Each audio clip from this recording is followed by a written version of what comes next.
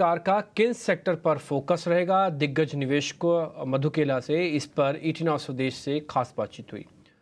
उन्होंने और किन सेक्टर में निवेश की सलाह दी है, ये बता रही है हमारी सहयोगी आशीषा। आशीषा, बताएं क्या बातचीत की समरी थी, सार क्या था? बिल्कुल, सबसे पहले उनका मानना है कि जो पॉलिटिक्स में चेंजेस हुए हैं पिछले कुछ दिनों में, उसका इम्पैक्ट भारतीय बाज़ारों पर इम्पैक्ट कम रहेगा। पिछले कुछ दिनों में वॉलेटिलिटी दिखी है, लेकिन उसके बावजूद अब आगे चलते हुए बाज़ार फिर फंडामेंटल्स और वैल्यूएशंस पर फोकस करेंगे।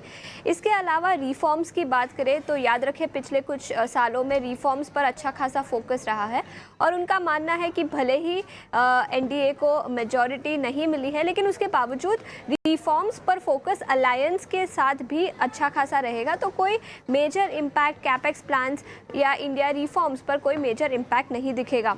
स्टॉक और सेक्टर स्पेसिफिक व्यूज़ की बात करते हैं। सबसे पहले उनका मानना है कि मैन्युफैक्चरिंग और डिफेंस सेक्टर में वैल्यूएशंस काफ़ी एक्सपेंसिव हो गए हैं, तो शायद डी रेटिंग इन दोनों ही सेक्टर्स में दिख सकता है, मैन्युफैक्चरिंग और डिफेंस सेक्टर में।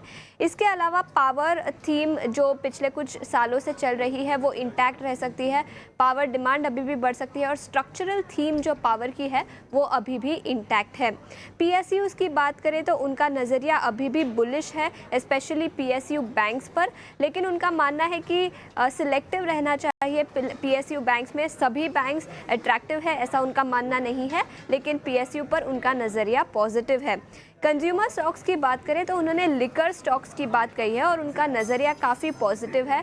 ग्लोबल एवरेजेस से कंपेयर करें तो लिकर स्टॉक्स, भारतीय बाज़ारों में जो लिकर स्टॉक्स है उनके वैल्यूएशन सस्ते हैं, प्रॉफिटेबिलिटी अगले कुछ सालों में काफ़ी अच्छी हो सकती है। तो all in all liquor stocks पर उनका नज़रिया काफ़ी पॉजिटिव है। इसके अलावा रूरल सेगमेंट की बात करें तो उनका मानना है कि रूरल रिलेटेड जो थीम्स है, जो सेक्टर्स है, उसमें अच्छा खासा फ़ायदा हो सकता है और अगले 5 साल में कुछ नए आइडियाज़ भी मिल सकते हैं रूरल इन्वेस्टिंग को लेकर। तो ऑल इन ऑल उनका नज़रिया काफ़ी पॉजिटिव है रूरल रिलेटेड थीम्स को लेकर, कैपेक्स थीम को लेकर और लिकर स्टॉक्स को लेकर, और उनका मानना है कि जो रिफॉर्म्स पिछले 5-10 सालों में हुए हैं वो अभी भी कंटिन्यू हो सकते हैं।